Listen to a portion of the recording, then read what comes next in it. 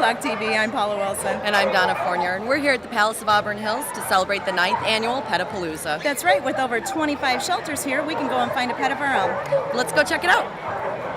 More than 800 kittens, cats, puppies, and dogs, an adoption alley from approximately 30 different local animal rescue groups that need good homes. Animals from mutts to purebreds were in attendance. Qualified individuals adopted animals on site. Adoption fees usually range $50 to $125. Each adoption group had their own adoption policies and fees. We'd like to get a little bit of information about Pet-A-Palooza. What got you started here? Well, many years ago I lost a pet of my own, and when I went to the shelter to adopt another animal, I picked up some literature which enlightened me to the statistics of just how many of these animals die. And it really haunted me, and I felt like I had to do something to try to fix that. And, Pet-A-Palooza is part of that process. Okay, excellent. And you said that you do this Pet-A-Palooza here in Michigan, but you also have other locations that you'll travel to. Well, yeah, I have one out in Sedona, Arizona. I also started Meet Your Best Friend at the zoo in 1993, which basically helped to spawn Pet-A-Palooza. And they're wonderful events. You know, these animals, they have no place left to go. I mean, they're essentially in jail for no crime other than being homeless.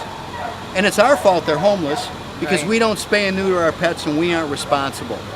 And we need to be stewards of their welfare. I mean, think about it. A cat or a dog gives you unconditional love for nothing but fresh water and a bowl of food. And a couple of pets every now and then. then. Yeah, it doesn't get any better than that. Yeah. So how many animals would you say you've rescued over the years?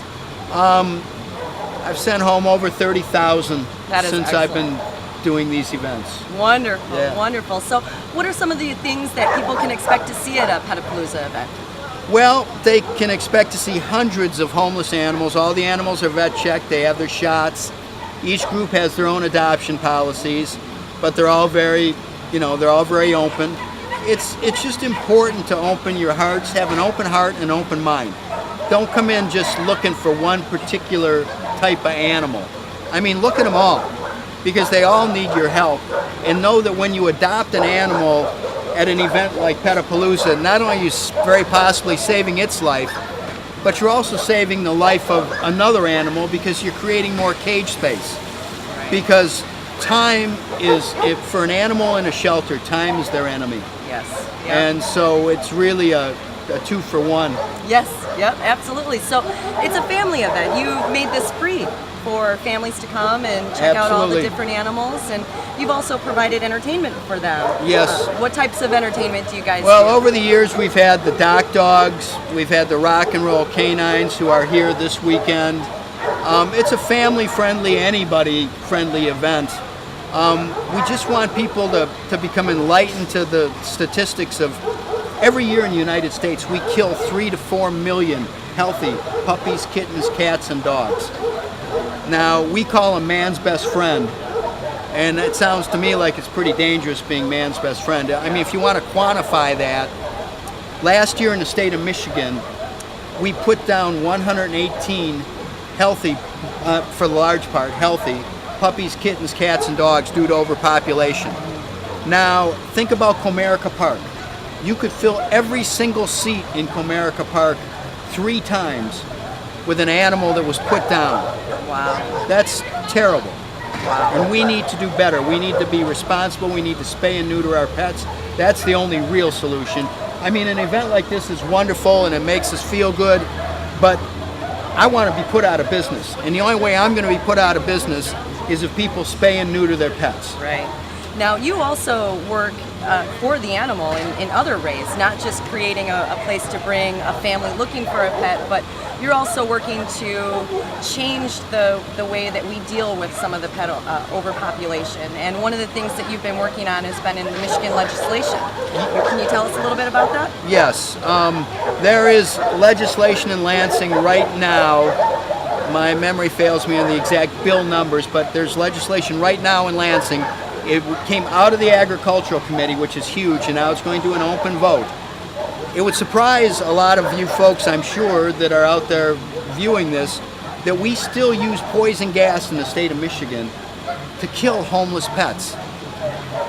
I mean, it's unconscionable. There's only a handful of communities that still use it, and that practice has to end. I mean, it's bad enough that these animals have to die Right. because they have no place to go, but much less that they die in a poison gas chamber Right. in such a heinous manner, and there's no reason for it. So you've been working to change that. You've helped introduce this bill into the legislature, and where is it going now? Well, now it's going for a vote to the open floor, and the only possible reasons that somebody could argue about having poison gas would be, number one, cost, and we have that covered because there's a grant from the American Humane Association which will underwrite the communities that still use gas. It will underwrite their transition over. And the cost to put an animal down by euthanasia by injection, commonly referred to as EBI, is $1 less than it is for a gas chamber. Okay. So there's no financial reason not to do that. You know, and when I say put down, I mean, you can't even use the word euthanasia when you're describing a gas chamber. You're not euthanizing an animal because the definition of euthanasia is a kind, peaceful death. Right. Killing a cat or dog with gas is just killing them. If we have to put them down, at least we can euthanize them with humane injection. Right, right. And where can people get more information if they wanted to help out with this? Is there something they should do to... Yes, they could go on the website for the Michigan Pet Fund. Okay. The Michigan Pet Fund will give you the bill numbers. I believe they're 6502 and 6503.